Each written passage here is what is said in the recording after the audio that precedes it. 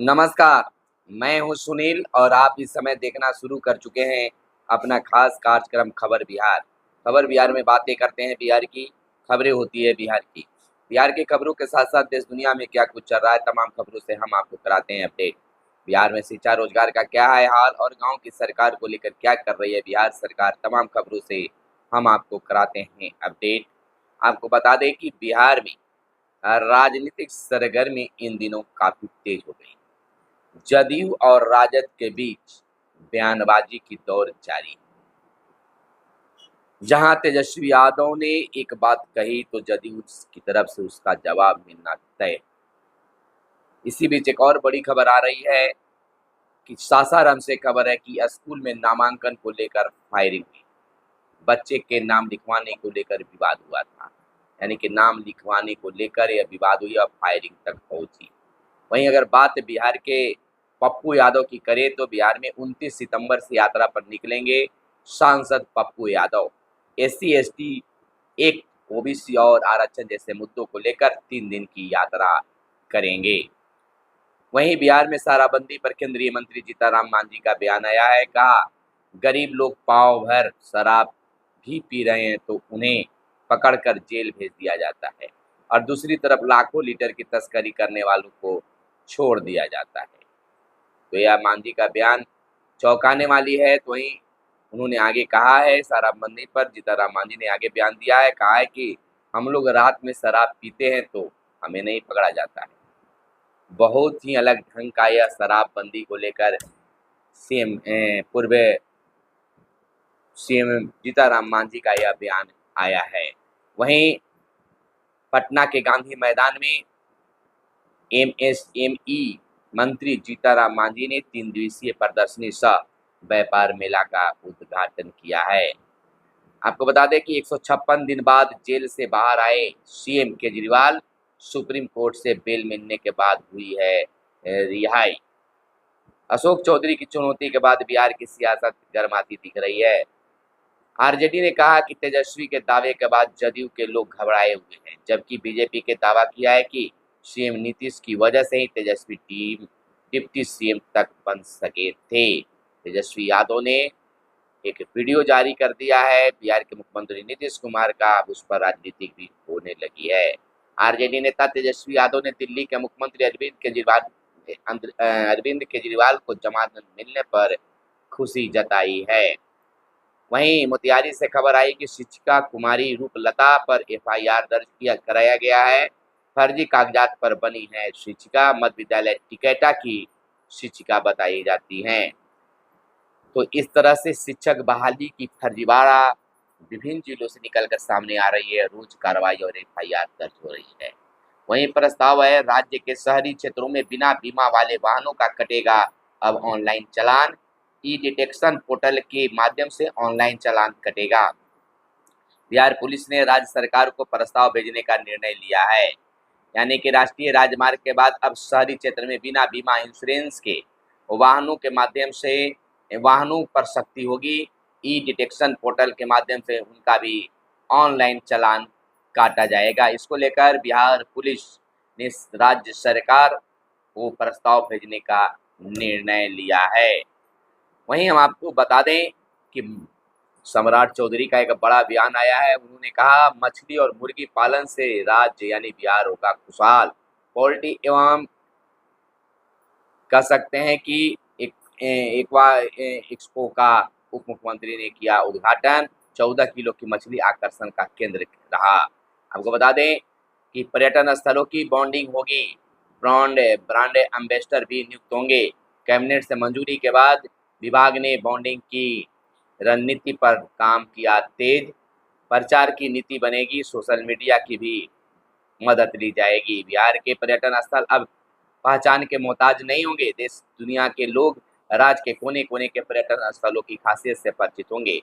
Cabinet से मंजूरी के बाद पर्यटन विभाग ने पर्यटन स्थलों की बॉन्डिंग तेज कर दिया है। जल्द ही गाइडलाइन भी जारी की जाएगी।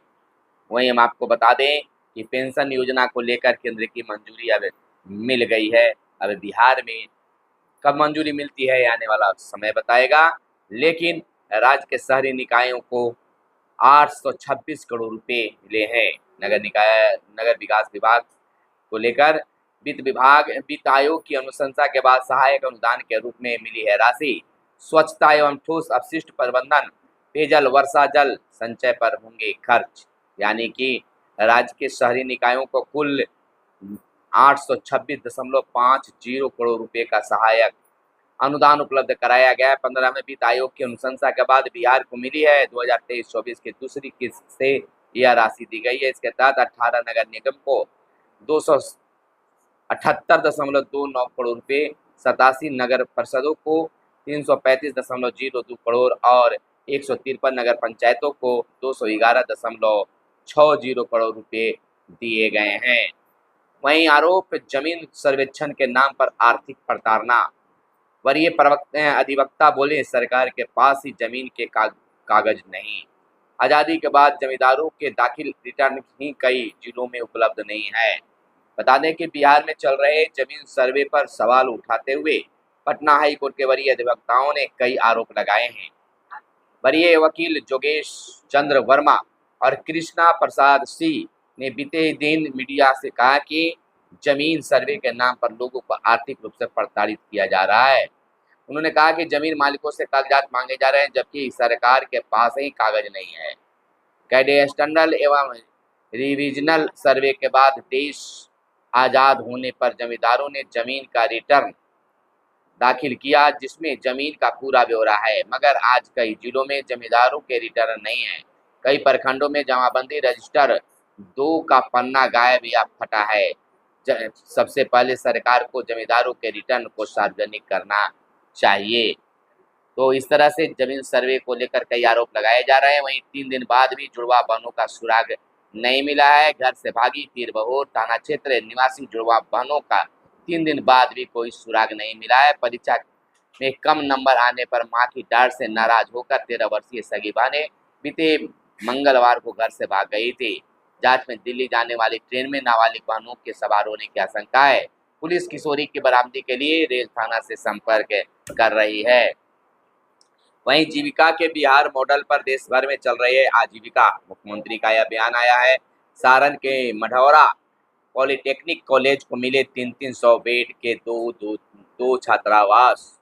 तो जीविका दीदी के नाम पर पूरे बिहार में आजीविका चलाई जा रही है। मुख्यमंत्री ने एक बार फिर यह बयान दिया है, यानी कि बिहार के मॉडल को देश अपना रही है। वहीं बिहार के नियोजित शिक्षकों की नीति पर एक बार फिर से चर्चा होनी शुरू हो गई है। माना जा रहा है कि 13 सितंबर लास्ट काउंसलिंग की तिथि थी और ये काउंसलिंग की तिथि अब समाप्त हो गई है। अब प्रक्रिया जो पोस्टिंग नीति प्रक्रिया है, यानी पोस्टिंग प्रक्रिया नीति जो है उसको लागू किया जाएगा और शिक्षकों की पोस्टिंग होगी। लेकिन अब एक बहुत दुखद खबर यह भी आ रही है कि कोई पोस्टिंग वगैरह नहीं होगा, बल्कि जो विद्यालय में जो शिक्षक हैं वही उनकी पोस्टिंग मानी जाएगी। लेकिन अभी भी कुछ बिल्कुल साफ नहीं है और ज़्यादा शिक्षकों को भी हड़बड़ाने और गड़बड़ाने की जरूरत नहीं है, क्योंकि अब 15 वर्षों से कमेटी की खेल खेली जा रही है। यह आरोप शिक्षक संगठनों ने लगाई है। वहीं पेपर लीक में आपको बता दें कि पेपर लीक में पूर्व डीजीपी पर कार्रवाई की सिफारिश। सिपाही भर्ती ईओयू की एसआईटी ने जांच में AK सिंघल को दोषी पाया।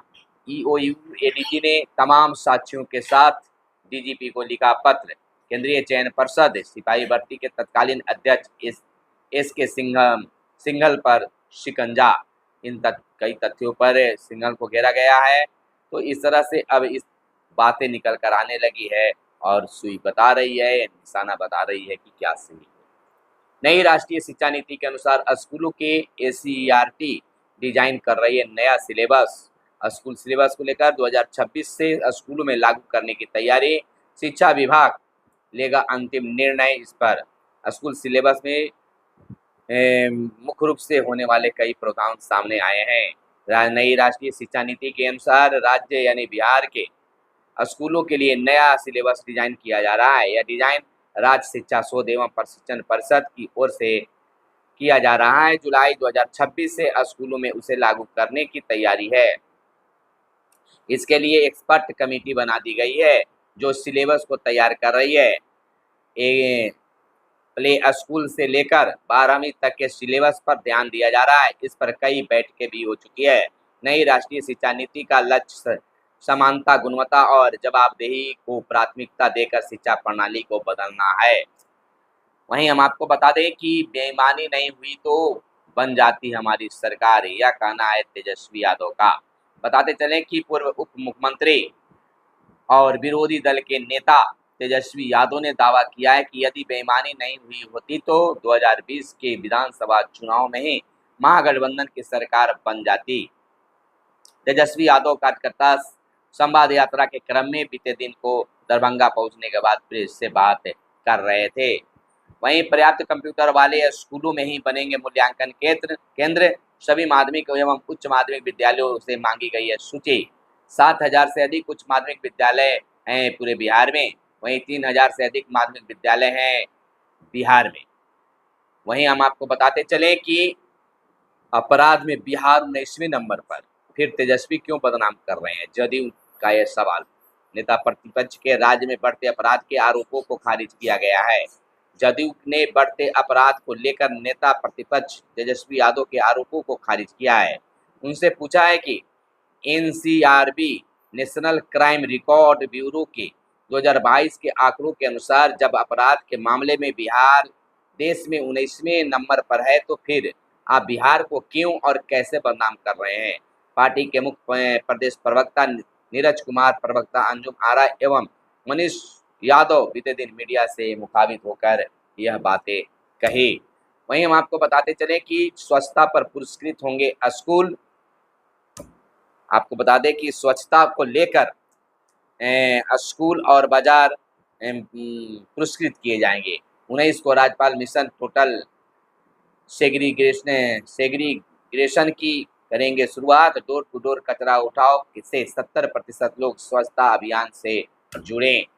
वहीं अगली खबर यह है कि तैयारी है पीएम आवास योजना में नए लाभुकों का सर्वे होगा।